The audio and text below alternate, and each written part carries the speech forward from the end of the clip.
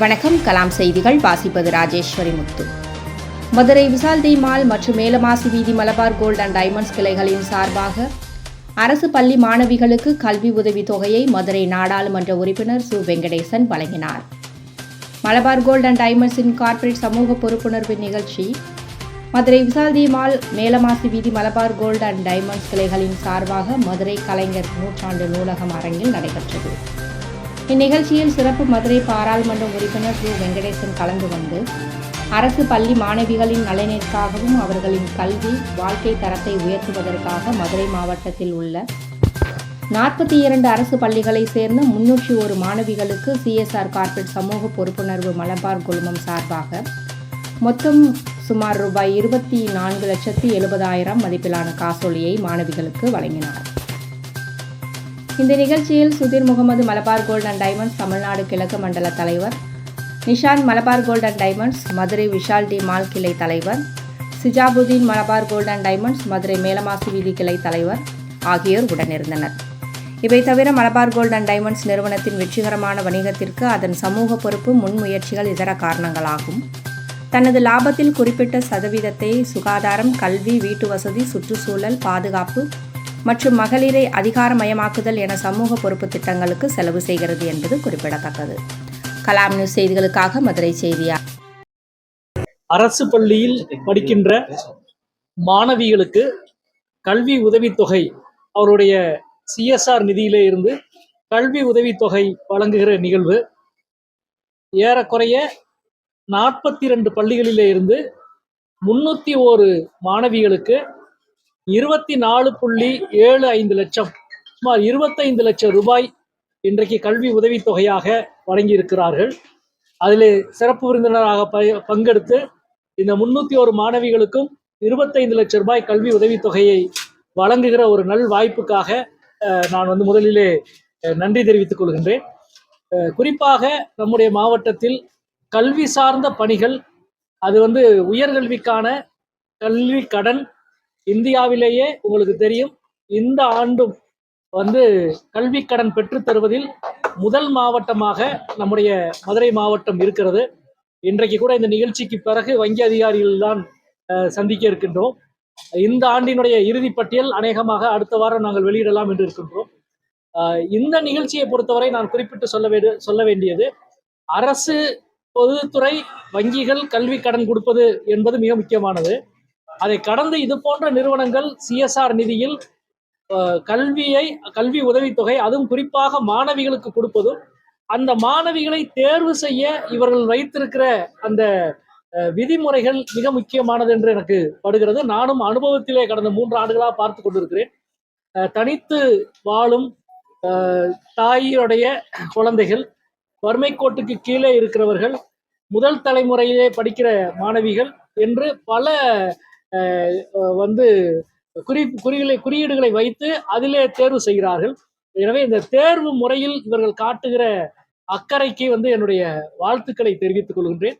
அந்த வகையில் இன்றைக்கு 25 லட்சம் ரூபாய் 301 மாணவிகளுக்கு, அரசு பள்ளி மாணவிகளுக்கு வழங்கியதில் பெருமை அடைகின்றேன்.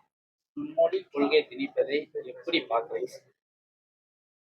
அதாவது நேற்றைக்கு கூட பாஜகவினுடைய தலைவர் ஒருவர் சொல்லியிருக்கிறாரு, ஹிந்தி தமிழ்நாட்டு மக்கள் ஹிந்தி கற்றுக்கொண்டால் பிரதமர் மோடி பேசுவது நேரடியாக தமிழ்நாட்டு மக்களுக்கு புரிந்துவிடும், அதை தடுக்கத்தான் தமிழ்நாட்டிலே ஹிந்தி கற்றுக்கொள்ளக்கூடாது என்று சொல்லுகிறார்கள் என்று பாஜகவின் தலைவர் பேசுகிறார். பிரதமர் மோடி பிறந்து 74 வருஷம் தான் ஆகுது. தமிழ்நாட்டில் ஹிந்தி திணிப்புக்கு எதிரான போராட்டம் 86 வருஷமா நடக்குது. உங்களது பாட்டனார்களையே சந்தித்தவர்கள் நாங்கள், பேரப்பிள்ளைகளை எப்படி சந்திக்க வேண்டும் என்று தமிழ்நாட்டு மக்களுக்கு தெரியும். ஹிந்தி ஆதிக்க எதிர்ப்பு எந்த வகையில் வந்தாலும் தமிழ்நாடு ஏற்றுக்கொள்ளாது என்பதைத்தான் எங்களது 86 ஆண்டு கால வரலாறும் சொல்லுகிறது. இப்பொழுதும் அதுதான் நடந்து கொண்டிருக்கிறது. மார்ச் 14 தமிழக பட்ஜெட் தாக்கல் பண்ண போறாங்க. அதுவும் உங்கள் சார்ந்த தொகுதிக்கு எதுவும் தனியா ஏதாவது? கண்டிப்பா தென் மாவட்டத்தினுடைய வளர்ச்சிக்கு மதுரையினுடைய வளர்ச்சி மிக அடிப்படையானது. அந்த வகையிலே முக்கியமான கோரிக்கை நமக்கு தெரியும், சிப்காட்டினுடைய பணியை கடந்த வாரம் மாண்புமிகு முதல்வர் அவர்கள் துவக்கி வைத்திருக்கிறார்கள். தொழில்நுட்ப பூங்கா அது போக மதுரையினுடைய வளர்ச்சிக்கு மிக முக்கியமாக பங்காற்றுவதற்கான வாய்ப்பு இருப்பது மதுரை தூத்துக்குடி இண்டஸ்ட்ரியல் காரிடார், தொழில் பெருவழிச்சாலை. அதற்கு தனித்த அதிகாரியை நியமித்து உரிய ஒதுக்கீடு செய்ய வேண்டும் என்று மாண்புமிகு முதல்வர் அவர்களை கேட்டுக்கொள்கிறேன். அதே போல மதுரையினுடைய மத்திய சிறைச்சாலை உடனடியாக இடமாற்றம் செய்யப்பட்டு அந்த இடத்தில் ஒரு மிக முக்கியமான சில துறைகள் சார்ந்த நடவடிக்கைகள் துவக்கப்பட வேண்டும். மதுரையினுடைய சாலை மேம்பாட்டுக்கு கூடுதல் நிதி ஒதுக்கீடு செய்ய வேண்டும். மதுரையினுடைய சாலைகளுடைய நிலைமை என்பது தொடர்ந்து கவலைக்கிடமாகவே இருக்கிறது. பல முறை நாங்கள் எடுத்து சொல்லிக்கொண்டே இருக்கிறோம். அவற்றுக்கு கூடுதல் நிதி ஒதுக்கீடு செய்ய வேண்டும்.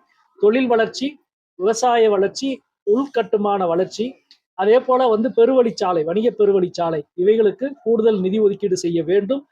தமிழ்நாட்டில் மதுரையினுடைய முன்னேற்றம் என்பது, வளர்ச்சி என்பது தென் மாவட்டங்களின் வளர்ச்சியின் முக்கிய புள்ளியாக இருக்கிறது என்பதை இந்த மாநில நிதிநிலை அறிக்கையில் பிரதிபலிக்கும் என்று நான் நம்புகிறேன், எதிர்பார்க்கிறேன். பிரதிபலிக்க வேண்டும் என்று என்னுடைய கோரிக்கையும் வைக்கின்றேன். தமிழ் காக்கும் அறப்போர்ல மதுரை பார்லமெண்ட் உறுப்பினருடைய செயல்பாடு எப்படி இருக்கும்? புரியல உங்க கேள்வி. தமிழ் காக்கும் அறப்போர்ல மதுரை பார்லமெண்ட் உறுப்பினருடைய அந்த தமிழ் காக்கும் அறப்போர்ல நீங்க உங்களை எப்படி ஈடுபடுத்திக்குவீங்க? வேற என்ன மாதிரியான? இல்லைங்க, தமிழ் காக்கும் அறப்போர்ன்றது நீங்க ரொம்ப பொதுவா சொல்றீங்க. கண்டிப்பாக இன்றைக்கு நமக்கு முன்னால் இருக்கிற மிகப்பெரிய சவால் சமஸ்கிருத ஹிந்தி திணிப்பு மட்டுமே எல்லா இந்திய மொழிகள் எல்லாவற்றையும் அழைத்துக் கொண்டிருக்கிறது. குறிப்பாக நாடாளுமன்றத்துல சமஸ்கிருதத்தை பேசவோ எழுதவோ தெரிந்த ஒரு உறுப்பினர் கூட கிடையாது. யாராவது பேசுறப்ப சமஸ்கிருத ஸ்லோகன் ஒன்று மேற்கோள் காட்டுவாங்க. மற்றபடி சமஸ்கிருதத்தை பேசினா உங்களுக்கு புரியாது, சமஸ்கிருதம் எழுதா தெரியாது. ஆனா நாங்க பேசுற எல்லாத்தையும் சமஸ்கிருதத்தில் மொழிபெயர்க்கிற வசதியை இன்றைய நாடாளுமன்றத்திலே செய்து வைத்திருக்கிறார்கள். அது யாருக்காக செஞ்சிருக்கிறாங்க? ஆனா கோடிக்கணக்கான மாணவர்கள் எழுதுகிற தேர்வுகளை அவர்களின் தாய்மொழிகளிலே கேள்வித்தாள் கொடுங்கள் என்று கேட்கிறோம். அதை மறுத்து ஆங்கிலம், ஹிந்தி மட்டுமே கேள்வித்தாள் கொடுக்கப்படுகிறது. அதை மாற்றி அனைவருக்குமான, அனைத்து மொழிகளுக்குமான சமத்துவம் என்பதுதான் இந்தியா. அதை வலியுறுத்த வேண்டும். அதைத்தான் அரசியல் சாசன சட்டம் சொல்லுகிறது. அந்த வகையில் தமிழ் மொழியை என்னுடைய பாரம்பரியம், உலகின் மிக பழமையான மொழி என்பதை நாம் தொடர்ந்து விஞ்ஞானபூர்வமாக நிரூபித்துக் கொண்டிருக்கின்றோம். கீழடியும் மதுரையும், மதுரையின் தெருக்களும், மதுரையின் எழுத்துக்களும் அதன் சாட்சி. அந்த பாரம்பரியத்தை, அந்த தொன்மையை தொடர்ந்து மக்களிடமும் அரசிடமும் முன்னெடுத்து செல்வோம். தமிழ் மொழியினுடைய வளர்ச்சி என்பது இவர்கள் வெறுமன ஹிந்தி திணிப்புக்கு, ஹிந்திக்காக கோடிக்கணக்கான நிதியை ஒதுக்கீடு செய்து கொண்டே இன்னொரு பக்கம் மொழியை, நம்முடைய மொழியை, உதாரணமா செம்மொழி ஆய்வு நிறுவனத்தில் அடிப்படையான நிரந்தர ஊழியர்களை இப்பொழுது வரை ஒன்றிய அரசு நியமிக்க மறுக்கிறது. சமஸ்கிருதத்துக்கு இத்தனை 100 கோடிகள், 700 கோடி 800 கோடி ஒவ்வொரு ஆண்டும் ஒதுக்குகிற அரசு. ஆனா அதே பார்த்தீங்கன்னா தமிழ் மொழியினுடைய வளர்ச்சிக்கோ இதர இந்திய மொழியினுடைய வளர்ச்சிக்கோ ஒதுக்கீடு செய்ய மறுக்கிறது. கீழடியினுடைய ஆய்வு முடிவுகள் 2013, 14, 15 ஆய்வு முடிவுகள் இப்பொழுது வரை வெளியிடவில்லை. நீதிமன்றம் தலையிட்டு சொன்ன பிறகும் இப்பொழுது வரை ஆய்வு முடிவுகளை வெளியிட மறுக்கிறது. இந்த வஞ்சகத்துக்கு எதிராக ஒரு பெரும் விழிப்புணர்வு தமிழ்நாட்டுக்கு தேவை. தமிழ்நாட்டு மக்கள் அந்த விழிப்புணர்வோடு செயல்படுவது இந்தியாவுக்கே வழிகாட்டியாக இருக்கிறது என்பதை தெரிவித்துக் கொள்கிறேன். நீங்க நாடாளுமன்றத்துல பார்த்திருப்பீங்க, உத்தரப்பிரதேசத்துல 5 நகரத்துல மெட்ரோ இருக்கு, மகாராஷ்டிரால 4 நகரத்துல மெட்ரோ இருக்கு, மத்திய பிரதேசத்துல 2 நகரத்துல மெட்ரோ இருக்கு, குஜராத்ல 2 நகரத்துல மெட்ரோ இருக்கு. ஆனா தமிழ்நாட்டில் ஒரே ஒரு நகரமான சென்னையில் மட்டுமே மெட்ரோ. அதிலும் ஃபர்ஸ்ட் ஃபேஸ் மட்டும், செகண்ட் ஃபேஸ்க்கு எவ்வளவு போராட வேண்டியதாயிடுச்சு. இன்றைக்கு மதுரை மெட்ரோ, கோவை மெட்ரோ என்பதுதான் தமிழ்நாட்டினுடைய அடுத்த கட்ட வளர்ச்சிக்கு அடிப்படை. அதிலும் குறிப்பாக மதுரை மெட்ரோ இன்னும் கூடுதலான சாத்தியக்கூறு இருக்கிறது என்று சாத்தியக்கூறு அறிக்கை சொல்கிறது. கோவை மெட்ரோவை விட 2 நகரத்துக்கும் அவசியம் மெட்ரோ தேவை. எனவே இந்த நிதிநிலை அறிக்கையிலாவது நீங்கள் அதை ஒதுக்கீடு செய்ய வேண்டும் என்று நாடாளுமன்றத்திலே நாங்கள் எல்லாம் கோரிக்கை வைத்தோம். தமிழக அரசு மீண்டும் மீண்டும் வலியுறுத்தி கொண்டே இருக்கிறது. நிச்சயம் ஒன்றிய அரசு மதுரை மெட்ரோவுக்கும் சென்னை மெட்ரோவுக்குமான அனுமதியை விரைவில் வழங்க வேண்டும். இல்லை என்றால் விரைவில் வழங்க வைப்பதற்கான ஒரு பெரும் திரள் மக்கள் இயக்கத்தை நாங்கள் முன்னெடுக்க இருக்கிறோம்.